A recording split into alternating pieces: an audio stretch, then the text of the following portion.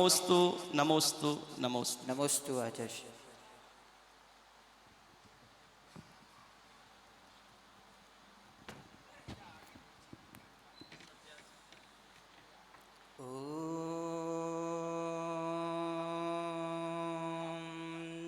नमः सिद्धेभ्यः।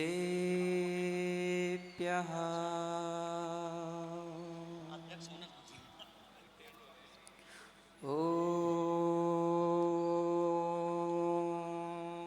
नमः सिद्धेभ्यः।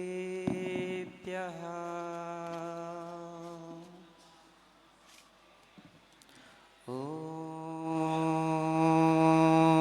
नमः सिद्धेभ्यः।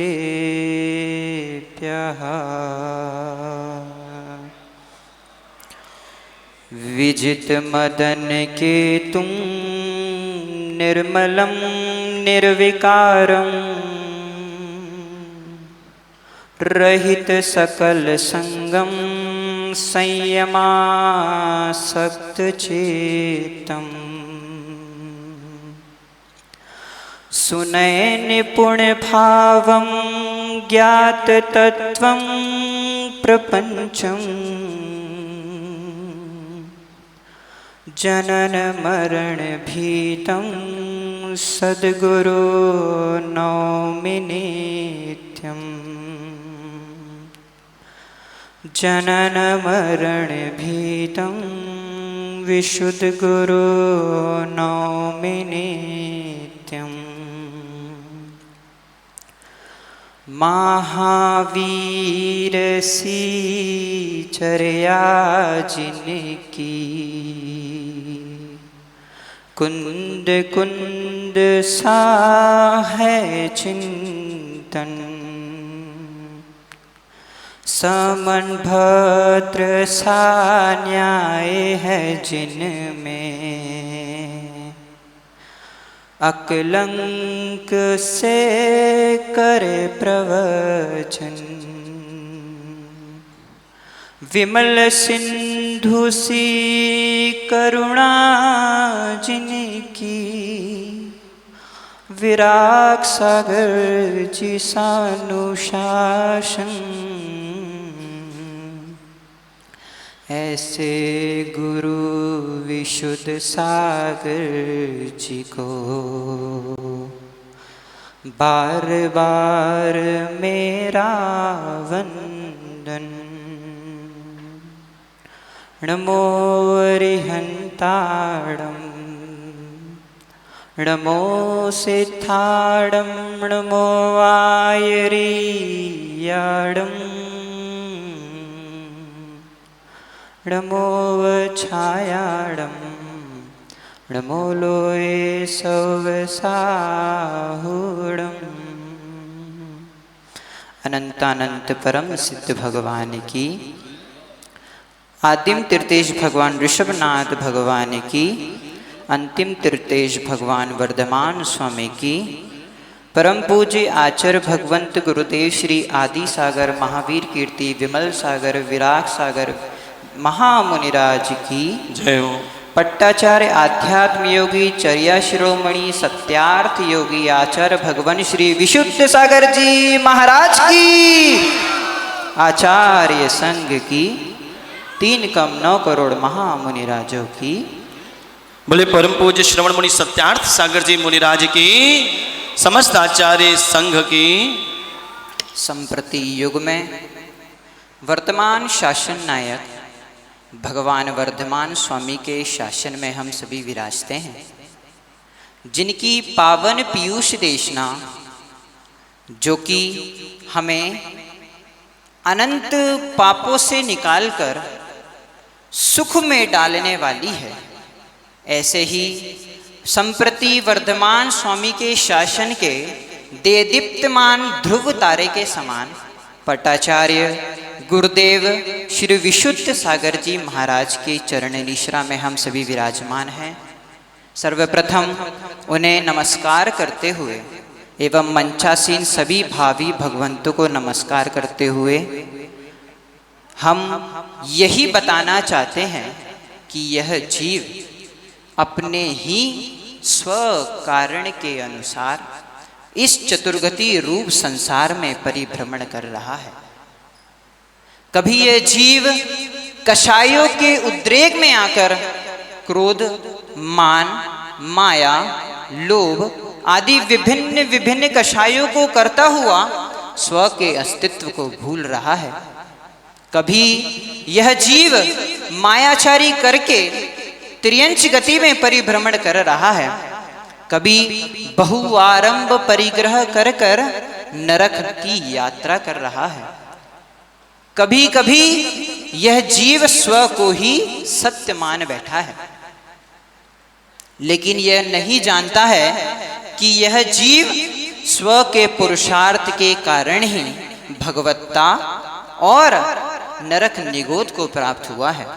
पंडित जी, क्या कभी आपने यह सोचा कि क्या आप अभी इतने बड़े विद्वान हैं किस कारण से? अगर जीव कुछ करता है तो उसको कुछ न कुछ कारण जरूर होता है। बिना कारण के कार्य की उत्पत्ति नहीं हो सकती।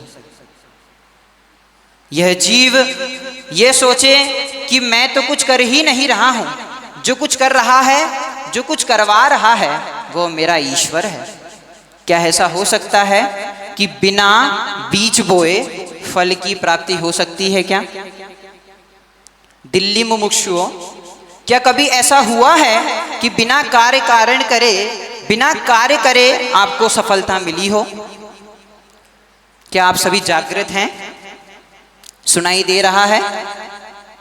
आज यहां पर व्यक्ति की कितनी पराधीनता है कि वह अपने कार्य को करता तो है पर उसका कारण कोई दूसरा ही मानता है। जैसे कोई ईश्वर, कोई चमत्कार, किसी का आशीर्वाद। क्या कभी ऐसा हुआ है शास्त्री जी?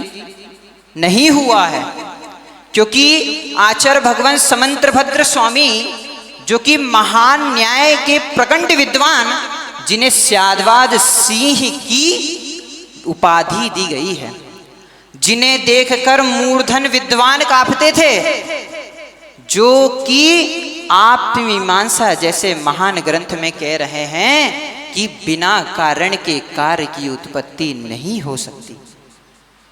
क्या कभी किसी व्यक्ति ने रोटी बनाई हो तो किससे बनेगी रोटी? माताओं, रोटी बनाने में कारण क्या है? गेहूं, आटा।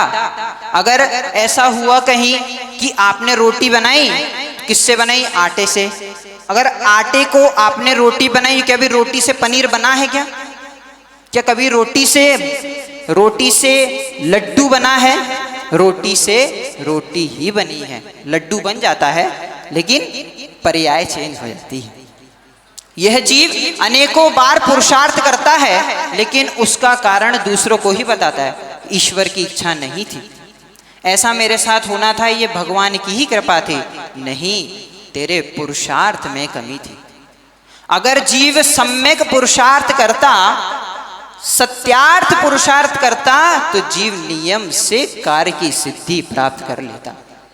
लेकिन यह जीव प्रत्येक कार्य के लिए स्व कारण जरूरी है। क्या कभी बकरे से सिंह की उत्पत्ति हुई क्या? पंडित जी, क्या कभी गाय से कुत्ते की उत्पत्ति हुई क्या? हाँ? क्या कभी मछली से मनुष्य की उत्पत्ति हुई? क्या कभी मल से चांद तारे की उत्पत्ति हो सकी क्या? ऐसा नहीं है। जो व्यक्ति जिस कारणवश कार्य करता है उसको उसी कार्य की सिद्धि होती है। जैसे अगर कोई व्यक्ति पढ़ाई करेगा तो ज्ञान अर्जन की सिद्धि होगी। कोई अगर धन अर्जन के लिए व्यापार करेगा तो धन की सिद्धि होगी। और अगर काम पुरुषार्थ के लिए, पुत्र उत्पत्ति के लिए काम पुरुषार्थ करेगा तो संतान की उत्पत्ति होती है। इसी तरीके से यह जीव को स्वतः ही निर्णय करना पड़ेगा कि हमें किस कारण से कार्य की उत्पत्ति चाहिए। लेकिन आचार्य भगवान समंत्रभद्र स्वामी कहते हैं कार्य उत्पत्ति क्षय हेतु, कि कार्य की उत्पत्ति में क्षय ही हेतु है। कैसे? बीज देखा, बीज बीज क्षय हुआ तो अंकुर हुआ, अंकुर का क्षय हुआ तो वृक्ष हुआ, वृक्ष में से फूल बने, फूल में से फल बने, फल का क्षय हुआ तो बीज वापिस बना। ऐसे ही ये जीव जब गेहूं को पीसता है तो आटा बनता है, आटे को बिगाड़ता है, विनाश करता है, क्योंकि विनाश ही धर्म है। बिना विनाश के कार्य की उत्पत्ति नहीं हो सकती है, क्योंकि यह जीव विनाश करना नहीं चाहता और फल की प्राप्ति चाहता है। बिना खाए क्या पेट भरेगा? अगर आपने रोटी नहीं खाई तो पेट भरेगा नहीं, और अगर रोटी खाई पेट भरेगा लेकिन मल नहीं करना चाहते तो ऐसा होगा क्या? उसका अगर कोई ना कोई व्यक्ति जरूर अपने कार्य करता है तो वह विनाश से युक्त होकर ही करता है। जैसे सुसंस्कार प्राप्त करना चाहता है तो पहले कुसंस्कारों का विनाश करना जरूरी है। यह जीव अनेकों अनेकों पर्याय में पाप करता है, लेकिन फिर जब उसका फल भोगता है तो कहता है कि ये तो मैंने करा ही नहीं, यह तो मैंने कब करा, मुझे डांट क्यों पड़ी, मुझे मार क्यों पड़ी, मैं गरीब क्यों रहा, मैं क्यों नहीं आप जैसा अमीर बन सका। और इसके कारणवश दूसरों को देखकर ही ईर्षा भाव करने लगता है। तब आचार्य भगवान सोमदेव सूरी महान नीति वाक्यामृत ग्रंथ में कहते हैं, न ज्ञानात् परः पशुरस्ति। यह जीव सम्यक ज्ञान को छोड़कर मिथ्या ज्ञान में रुल रहा है, और जो ज्ञानवान है वह तो सुख में जी रहा है, लेकिन जो अज्ञानी है उसको पशु की संज्ञा दी हुई है। क्या कह रहे हैं कि जो जीव अज्ञान का आश्रय लेकर दूसरों को अपना कार्य की उत्पत्ति मानता है, दूसरों से एक चलता है, दूसरों के नियंत्रण में रहता है कि मेरा करने वाला तो ईश्वर ही है, कोई अन्य मेरा करता नहीं है। क्या आपने खाया तो आपके भाई का पेट भर सकता है क्या? बन सकता है क्या? ऐसे ही आप स्वयं करेंगे तो उसका फल भी स्वयं ही भोगेंगे। 18 वेद 4 पुराण में बात मिली है दो, सुख देत सुख होत है, दुख देत दुख होत। या कह रहे हैं कि जो व्यक्ति अगर सुख की उत्पत्ति के कारण सुख चाहता है लेकिन पाप कर रहा है, कैसे? अधर्म को धर्म को छोड़ करके अधर्म को प्राप्त कर रहा है, जीवों की हिंसा कर रहा है, कषायों में उद्वेलित है, पापों से परिपूर्ण है, क्या वो कभी धर्म प्राप्त कर पाएगा? लेकिन वो इसी को धर्म भान बैठा है, क्योंकि यह व्यक्ति क्या कह रहा है कि मैं ही कुछ नहीं करता हूं, जो कुछ करता है मेरा ईश्वर, मेरा परमात्मा ही सब कुछ करता है। कहां तक सही है ये? कोई है ऐसा जो बोलेगा कि नहीं मैं नहीं करता? कोई मुझसे कराता है तो क्या आप कठपुतली हो क्या? क्या आप बंदर हो? क्या आप चाबी के खिलौने हो? जो कोई आपसे कराता है, आप अपने ही इच्छा की पूर्ति के लिए सारे कार्य करते हैं। जो अगर व्यक्ति अगर भोजन की इच्छा करता है, भूख की लालसा से युक्त होता है, तो वह नियम से भोजन ही करेगा। न कि आप पेड़ पौधे हो जो फोटोसिंथेसिस के माध्यम से धूप की ऊर्जा से पेट भर जाता, क्या आपका नहीं भरता है ना? उसके लिए भोजन करना जरूरी है। ऐसे ही जीव को इस भव से पार होना है तो नियम से सम्यक पुरुषार्थ की आवश्यकता है। लेकिन कभी कभी ये जीव अपने ही कुकार्यों के निमित्त वशीभूत होता हुआ नरक निगोद जैसे महान दुखों को सह रहा है, पशु जैसी पराधीनता को प्राप्त कर रहा है, यहां तक कि मनुष्य बन के भी सुखी नहीं है। आप जो भी कुछ कर रहे हो यह सोचा आपने आप किसके लिए कर रहे हो? कोई है इतनी सभा में जो ये बताएगा कि मैं किस लिए कार्य कर रहा हूं? एक भी नहीं मिलेगा। यहां तक कि कोई ये भी नहीं बता पाएगा कि मैं अपने लिए जी रहा हूं या दूसरे के लिए जी रहा हूं। कोई भी नहीं है व्यक्ति। क्यों? क्योंकि ये अबद्ध रूप पर में ही स्व को स्थापित करा है, ये असत में ही सत्य को खोज रहा है, मात्र मात्र भेड़ चाल में चला जा रहा है। जैसे एक भेड़ चलती जा रही है, उसके पीछे अनेकों भेड़ चलती जा रही है। रास्ता मंजिल पता नहीं, कोई ठिकाना पता नहीं कि कहाँ जाना है। बस मैं जी रहा हूं किस लिए? सोचिए जरा। यहां पर परम पूज्य आचार्य भगवान विशुद्ध सागर जी महाराज विराजमान हैं। जानते हैं इन्हें? बहुत कम लोग हैं जो इन्हें नहीं जानते होंगे।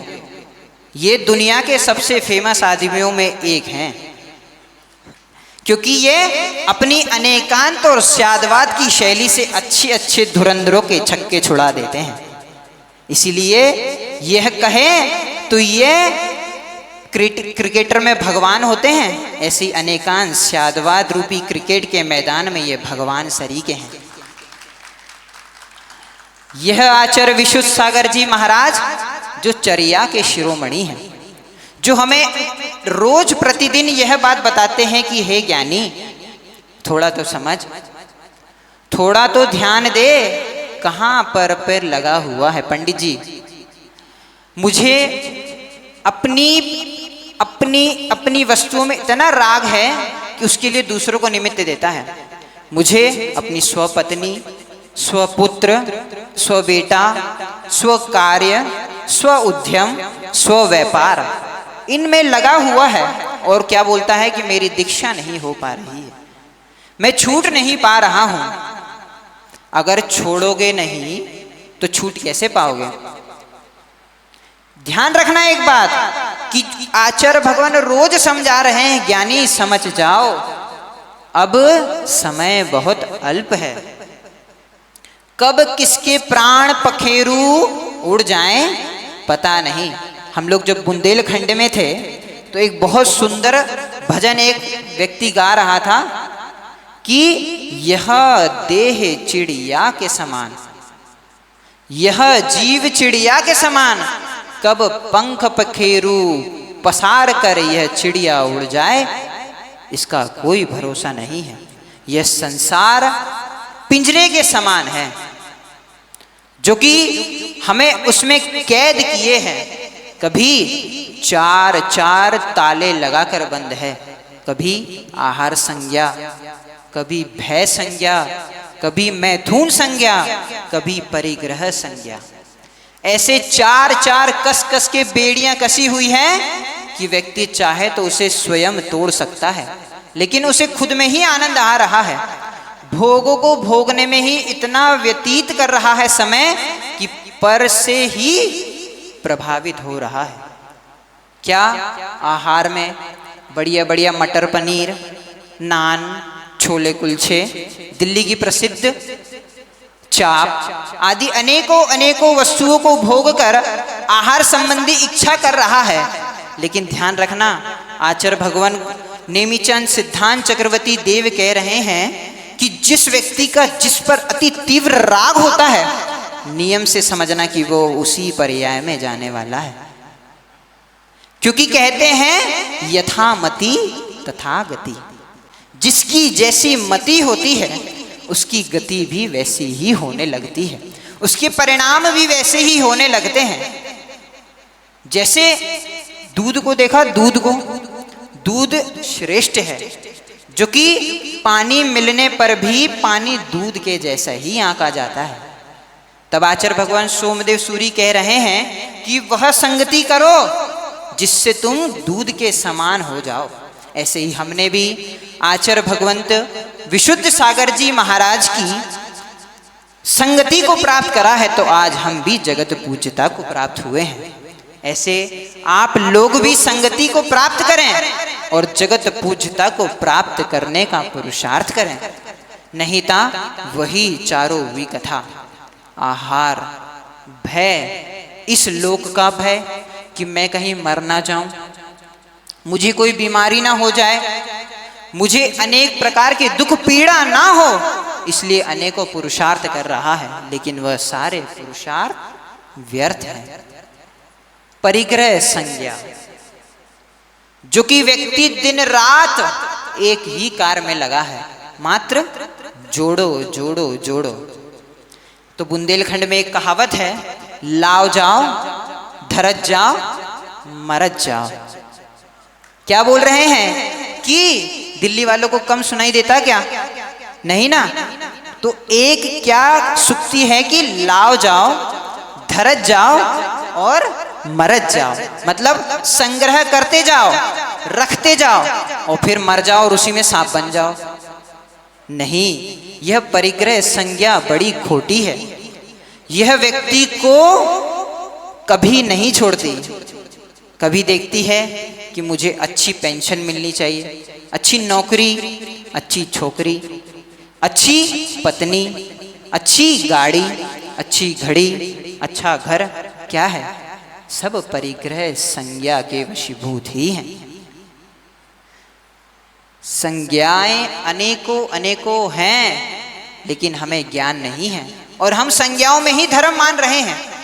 कि क्या कह रहे हैं? मैं खूब कमा लूं भगवान, मुझे इतना आशीर्वाद दो कि मुझे खूब पैसे प्राप्त हो तो मैं दान कर सकूं। ये तो कैसा हुआ? कीचड़ में जब नहाना है ही है तो सोच रहा है कीचड़ में क्यों ना लोट लगा लूं, जिससे मैं तो नहाना है ही है। ऐसे ही यह चारों विकथाओं को छोड़कर हमें वस्तु के वस्तुत्व का सत्यार्थ बोध प्राप्त हो। इसीलिए हमारे बीच में महान युग के पट्टाचार्य गुरुदेव विशुद्ध सागर जी महाराज विराजमान हैं। इनका चेहरा हूबहू महावीर से मिलता है। देखो तो एक बार, यह इतने बड़े तांत्रिक हैं, इतने बड़े मांत्रिक हैं कि जिसको देख ले वह उनका हो जाता है, जिसका हाथ पकड़ ले वो नंगा हो जाता है। इसलिए बच के रहना। इतने बड़े जादूगर हैं कि अच्छे अच्छे लोगों को पंडित बना देते हैं और अच्छे अच्छे पंडितों को, अब हम नहीं कह रहे हैं, ये तो आप समझ लेना, लेकिन यह ऐसे जादूगर हैं जो बिना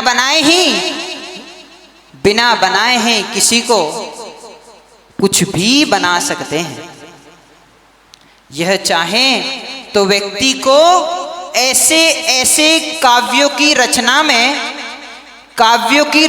में रस पिला करके इतना मधुर कर सकते हैं कि व्यक्ति इनके छूने मात्र से परमात्मा बन सकता है।